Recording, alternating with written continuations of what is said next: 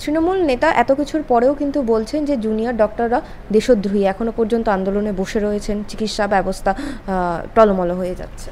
দেখুন, তৃণমূলের থেকে এই ধরনের বক্তব্য এই তো প্রথমবার শুনছি না। কিছুদিন আগেই তো আমরা দেখছিলাম তৃণমূলের কোনো একজন কাউন্সিলরের হাজব্যান্ড বোধ হয়, তিনি বলছিলেন যে মেয়েদের বিকৃত ছবি নাকি বাড়িতে টাঙিয়ে দেওয়া হবে।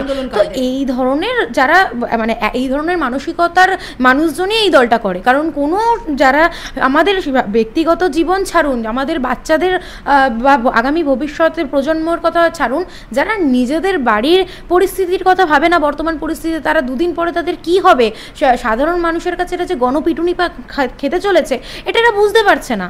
তাই জন্য তারা এই ধরনের কথা বলছে। আপনি ভাবুন তো, এই যাকে বলছে এই জুনিয়র ডাক্তার যে যদি দেশদ্রোহী বলে, দুদিন আগে আমরা কি দেখেছি, মাননীয় মুখ্যমন্ত্রী বলেছেন সিবিআই নাকি মিথ্যা কথা বলছে। সিবিআই যে তদন্তটা করছে আজকে, অভয়ার তদন্তটা, এই তদন্তটা কিন্তু কোর্ট মনিটরড এবং কোর্টের নির্দেশেই পুরোটা হচ্ছে। তাহলে পরোক্ষভাবে মাননীয় কোর্টকে কিন্তু বলছে কোর্ট মিথ্যে কথা বলছে, তাহলে কোর্টকে তো মাননীয় অবমাননা করেছেন। তাহলে তো বলতে হয় এই তৃণমূলের যিনি বলেছেন যে এই জুনিয়র ডাক্তাররা দেশদ্রোহী, তাহলে উনি আজকে প্রকাশ্য ক্যামেরার সামনে আপনাদের সংবাদ মাধ্যমের সামনে বলুক যে মমতা বন্দ্যোপাধ্যায় দেশদ্রোহী।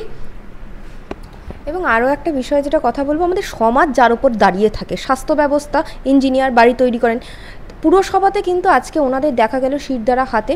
সোশ্যাল মিডিয়ায় ওনাদের বিরুদ্ধে অপমানজনক কথা বলেছেন বলে ওনারা বলছেন যে ডাক্তাররা যদি শিরদাঁড়া নিয়ে আন্দোলন করতে পারেন, আজকে আমরাও শিরদাঁড়া নিয়ে আন্দোলন করতে পারি। কি বলবেন? দেখুন, আজকে পশ্চিমবঙ্গের মানুষ তাদের নিজস্ব যে বিপ্লবী ছন্দ, সেই ছন্দে ফিরে এসেছে। তাই আজকে অভয়ার যে ঘটনা ঘটেছিল, সেই ঘটনার পরে পরে আচ্ছা, শুধু অভয়ার কাণ্ডের বিচার হয়নি তা তো না, এই শেষ এক সপ্তাহের মধ্যে আমরা তো দেখতে পেয়েছি হাওড়া, তারপরে দেখেছি আমরা ধরুন বোলপুর, তারপরে দেখেছি হরিপাল, তারপরে কলকাতার মধ্যে আমরা দেখেছি হরিদেবপুর।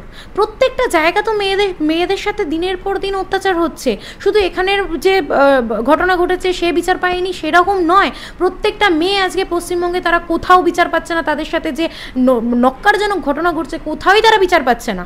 আমরা এটা বুঝে গেছি, পশ্চিমবঙ্গের সাধারণ মানুষ বুঝে গেছে, এখানকার প্রশাসন, এখানকার স্বাস্থ্য ব্যবস্থা, এখানকার শিক্ষা ব্যবস্থা, কোনো কিছু নেই, সব কিছুর ভঙ্গুর পরিস্থিতি। এরা শুধুমাত্র কিছুই নেই, আমরা নেই রাজ্যে বসবাস করছি।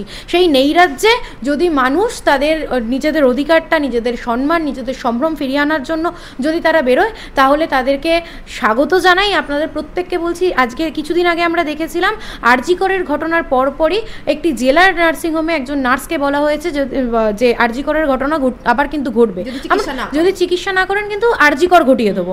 তো এই জিনিস তো তাদের সাথে হচ্ছে। আমি নার্স দিদিদের, নার্স বোনেদের, তাদেরও বলবো আপনাদের সাথে দিনের পর দিন যে অত্যাচার চলছে পশ্চিমবঙ্গের প্রত্যেকটা মানুষ, তাদের আমি আহ্বান জানাবো, আপনাদের সাথে যে অত্যাচার চলছে এই অত্যাচারের সামনে নিজেদের মেরুদণ্ড আপনারা বিক্রি করবেন না, চটির চাপে আপনারা নিজেদের শিরদাঁড়াটাকে বিক্রি করে দেবেন না।